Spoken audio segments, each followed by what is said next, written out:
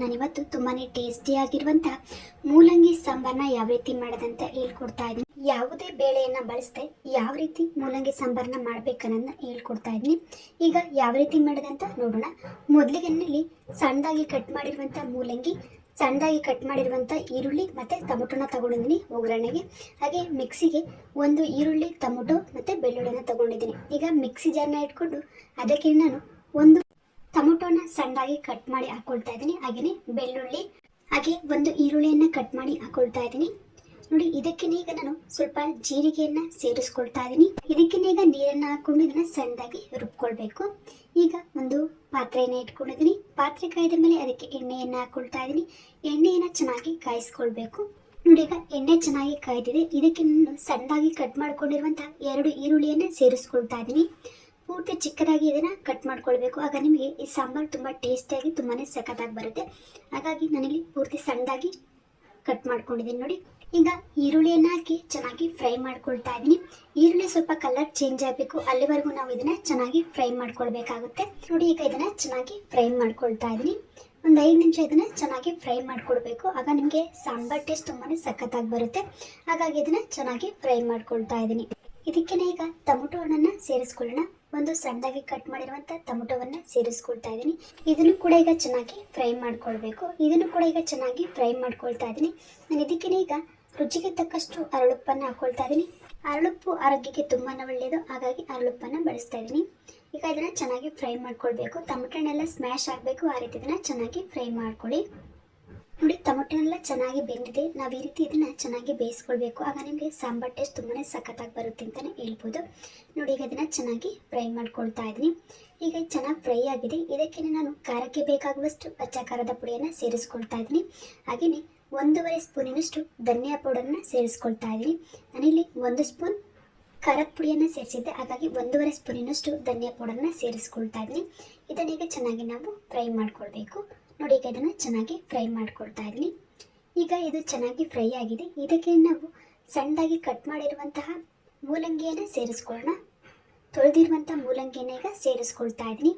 ನಾವು ಈ ರೀತಿ ಮೊದಲೇ ಮೂಲಂಗಿಯನ್ನು ಹಾಕಿ ಚೆನ್ನಾಗಿ ಫ್ರೈ ಮಾಡ್ಕೊಳ್ಳೋದ್ರಿಂದ ಮೂಲಂಗಿಗೆ ಉಪ್ಪು ಖಾರ ಎಲ್ಲ ಚೆನ್ನಾಗಿ ಹತ್ತುತ್ತೆ. ಆಗ ತಿನ್ನೋಕ್ಕೂ ಕೂಡ ತುಂಬಾ ಟೇಸ್ಟಿಯಾಗಿರುತ್ತೆ. ಹಾಗಾಗಿ ನಾನು ಮೊದಲೇ ಮೂಲಂಗಿಯನ್ನು ಸೇರಿಸ್ಕೊಂಡು ಈ ರೀತಿ ಚೆನ್ನಾಗಿ ಫ್ರೈ ಮಾಡ್ಕೊಳ್ತಾ ಇದ್ದೀನಿ. ನೀವು ಒಂದ್ಸಲ ಈ ರೀತಿ ಸಾಂಬಾರನ್ನ ಟ್ರೈ ಮಾಡಿ ನೋಡಿ. ನಿಮಗೆ ಮೂಲಂಗಿ ಸಾರು ಅಂತ ಅನಿಸೋದಿಲ್ಲ, ಅಷ್ಟು ಸೂಪರ್ ಆಗಿರುತ್ತೆ ಈ ಸಾಂಬಾರು. ಮತ್ತು ಬೇಳೆಯನ್ನು ಹಾಕುವಂಥ ಅವಶ್ಯಕತೆಯೂ ಇಲ್ಲ, ಅಷ್ಟು ಸೂಪರ್ ಆಗಿರುತ್ತೆ. ಈಗ ನಾನು ಒಂದು 2 ನಿಮಿಷ ಮೂಲಂಗಿಯನ್ನು ಆ ಖಾರದಲ್ಲಿ ಹುರ್ಕೊಂಡು ನಂತರ ಇದಕ್ಕೆ ರುಬ್ಬಿರುವಂತಹ ಟೊಮೊಟೊ ಹಣ್ಣು, ಈರುಳ್ಳಿ, ಬೆಳ್ಳುಳ್ಳಿಯನ್ನು ಸೇರಿಸ್ಕೊಳ್ತಾ ಇದ್ದೀನಿ. ಇದನ್ನು ಸೇರಿಸ್ಕೊಂಡೀಗ ಚೆನ್ನಾಗಿ ನಾನು ಫ್ರೈ ಮಾಡ್ಕೊಳ್ತಾ ಇದ್ದೀನಿ. ಇದನ್ನು ಕೂಡ ಒಂದು 2 ನಿಮಿಷ ಚೆನ್ನಾಗಿ ಫ್ರೈ ಮಾಡ್ಕೊಳ್ಬೇಕು. ನೋಡಿ, ಈಗ ಒಂದು 2 ನಿಮಿಷ ಇದನ್ನು ಚೆನ್ನಾಗಿ ಫ್ರೈ ಮಾಡ್ಕೊಳ್ತಾ ಇದ್ದೀನಿ. ನೋಡಿ, ಈಗ ಇದು ಎಣ್ಣೆ ಬಿಡ್ತಿದ್ದ ಸಮಯದಲ್ಲಿ ನಾವು ಇದಕ್ಕೆ ಈಗ ನೀರನ್ನು ಸೇರಿಸ್ಕೊಳ್ಬೇಕಾಗುತ್ತೆ. ನೋಡಿ, ಎಷ್ಟು ಚೆನ್ನಾಗಿ ಫ್ರೈ ಆಗಿದೆ ಮತ್ತು ಎಣ್ಣೆ ಬಿಡ್ತಾ ಇದೆ. ಈ ಟೈಮಲ್ಲಿ ನಾವು ಇದಕ್ಕೆ ನೀರನ್ನು ಸೇರಿಸ್ಕೊಳ್ಬೇಕು. ಆಗ ನಮಗೆ ಸಾಂಬಾರು ತುಂಬ ಟೇಸ್ಟಿಯಾಗಿ ತುಂಬಾ ಸಖತ್ತಾಗಿ ಬರುತ್ತೆ. ಹಾಗಾಗಿ ಒಂದು ಸ್ವಲ್ಪ ಹೊತ್ತು ಇದನ್ನು ಚೆನ್ನಾಗಿ ಕುದಿಸ್ಕೊಂಡು ಅನಂತರ ಇದಕ್ಕೆ ನೀರನ್ನು ಸೇರಿಸ್ಕೊಳ್ತಾ ಇದ್ದೀನಿ. ನೀವು ತುಂಬ ನೀರನ್ನು ಹಾಕೋಕೆ ಹೋಗಬಾರ್ದು. ಮೂಲಂಗಿ ಬೇಯೋಕ್ಕೆ ಎಷ್ಟು ನೀರು ಬೇಕಾಗುತ್ತೋ ಅಷ್ಟನ್ನು ಮಾತ್ರ ಸೇರಿಸ್ಕೊಳ್ಬೇಕು. ಸೇರಿಸ್ಕೊಂಡು ನೀವು ಆ ಸಾಂಬಾರು ಗಟ್ಟಿಗಾಗೋ ತನಕ ಅದನ್ನು ಚೆನ್ನಾಗಿ ಬೇಯಿಸ್ಕೊಳ್ಬೇಕಾಗುತ್ತೆ. ಈಗ ನೋಡಿ, ನಾನು ನೀರನ್ನು ಸೇರಿಸ್ಕೊಂಡಿದ್ದೀನಿ. ಇದಕ್ಕೀಗ ಒಂದು ಮುಚ್ಚಳವನ್ನು ಮುಚ್ಚಿ ಚೆನ್ನಾಗಿ ಬೇಯಿಸ್ಕೊಳ್ಬೇಕಾಗುತ್ತೆ. ಇದನ್ನು ನಾವು ಒಂದು 20 ನಿಮಿಷ ಚೆನ್ನಾಗಿ ಬೇಯಿಸ್ಕೊಂಡ್ರೆ ತುಂಬಾ ಟೇಸ್ಟಿಯಾಗಿರುವಂಥ ಸಾಂಬಾರು ರೆಡಿ ಆಗುತ್ತೆ. ನೋಡಿ, ಇದಕ್ಕೀಗ ಮುಚ್ಚಳ ಮುಚ್ಚಿ ನಾನೀಗ ಒಂದು 20 ನಿಮಿಷ ಬೇಯಿಸ್ಕೊಳ್ತಾ ಇದ್ದೀನಿ. ನೋಡಿ, ಈಗ ಮೂಲಂಗಿ ಎಲ್ಲ ಬೆಂದಿದೆ. ನಾನು ಇದಕ್ಕೆ ಕೊನೆಯದಾಗಿ ತೆಂಗಿನಕಾಯಿ ತುರಿಯನ್ನು ಸೇರಿಸ್ಕೊಳ್ತಾ ಇದ್ದೀನಿ. ತೆಂಗಿನಕಾಯಿ ತುರಿ ಹಾಕೋದ್ರಿಂದ ನಮಗೆ ಸಾಂಬಾರು ತುಂಬ ಟೇಸ್ಟಿಯಾಗಿ ತುಂಬಾ ಸಖತ್ತಾಗಿ ಬರುತ್ತೆ. ಹಾಗಾಗಿ ಈಗ ನೋಡಿ, ತೆಂಗಿನಕಾಯಿ ತುರಿಯನ್ನು ಸೇರಿಸ್ಕೊಂಡು ಇದನ್ನು ಕೂಡ ಈಗ ಚೆನ್ನಾಗಿ ಮಿಕ್ಸ್ ಮಾಡ್ಕೊಳ್ತಾ ಇದ್ದೀನಿ. ತೆಂಗಿನಕಾಯಿ ತುರಿ ಹಾಕಿದ್ಮೇಲೆ ಒಂದು 2 ನಿಮಿಷ ಚೆನ್ನಾಗಿ ಕುದಿಸ್ಕೊಳ್ಬೇಕಾಗುತ್ತೆ. ಈಗ ಒಂದು 2 ನಿಮಿಷ ಕುದಿಸ್ಕೊಂಡಿದ್ದೀನಿ.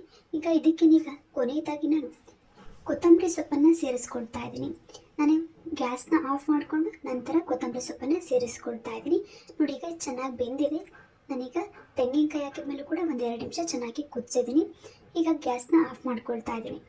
ನೋಡಿ, ಎಷ್ಟು ಸೂಪರಾಗಿ ಬಂದಿದೆ ಅಂತ. ಗ್ಯಾಸ್ನ ಆಫ್ ಮಾಡಿಕೊಂಡು ನಂತರ ನಾವು ಅದಕ್ಕೆ ಸಣ್ಣದಾಗಿ ಕಟ್ ಮಾಡಿರುವಂಥ ಕೊತ್ತಂಬರಿ ಸೊಪ್ಪನ್ನು ಸೇರಿಸ್ಕೊಳ್ಬೇಕು. ನಾವೀಗ ಗ್ಯಾಸ್ನ ಆಫ್ ಮಾಡಿಕೊಂಡು ಕೊನೆಯದಾಗಿ ಕೊತ್ತಂಬರಿ ಸೊಪ್ಪನ್ನು ಸೇರಿಸೋದ್ರಿಂದ ಈ ಸಾಂಬಾರಿನ ಟೇಸ್ಟ್ ತುಂಬಾ ಸಖತ್ತಾಗಿರುತ್ತೆ ಅಂತಲೇ ಹೇಳ್ಬೋದು. ಒಂದ್ಸಲ ಮಾಡ್ಕೊಂಡು ತಿನ್ನಿ, ಮತ್ತೆ ಮತ್ತೆ ಮಾಡ್ಕೊಂಡು ತಿಂತಾನೆ ಇರ್ತೀರ, ಅಷ್ಟು ಸೂಪರಾಗಿರುತ್ತೆ. ಇದು ಮೂಲಂಗಿ ಸಾಂಬಾರು ಅಂತ ಯಾರು ಕೂಡ ಹೇಳೋದೇ ಇಲ್ಲ, ಅಷ್ಟು ಸೂಪರ್ ಆಗಿರುತ್ತೆ. ನಾನಿವತ್ತು ಬೇಳೆ ಇಲ್ದಿದ್ದು ಯಾವ ರೀತಿ ಮೂಲಂಗಿ ಸಾಂಬಾರನ್ನ ಮಾಡ್ಬೇಕನ್ನೋದು ನಾನು ಹೇಳ್ಕೊಟ್ಟಿದ್ದೀನಿ. ಇವತ್ತು ನಾನು ಬೇಳೆ ಇಲ್ದಂಗೆ ಮಾಡುವಂಥ ಮೂಲಂಗಿ ಸಾಂಬಾರು, ಅದರಲ್ಲೂ ಅನ್ನಕ್ಕೆ, ಚಪಾತಿಗೆ, ಮುದ್ದೆಗೆ ಎಲ್ಲದಕ್ಕೂ ಸೂಟ್ ಆಗುವಂಥ ಸಾಂಬಾರು ಅಂತಲೇ ಹೇಳ್ಬೋದು. ಇವತ್ತಿನ ಈ ಮೂಲಂಗಿ ಸಾಂಬಾರು ವಿಡಿಯೋ ನಿಮಗೆ ಇಷ್ಟ ಆಗಿದ್ದರೆ ಲೈಕ್ ಮಾಡಿ, ಶೇರ್ ಮಾಡಿ, ಸಬ್ಸ್ಕ್ರೈಬ್ ಆಗಿ ನಮ್ಮ ಎಲ್ಲ ವಿಡಿಯೋಗಳನ್ನು ನೋಡ್ತಾ ಇರಿ. ಧನ್ಯವಾದಗಳು.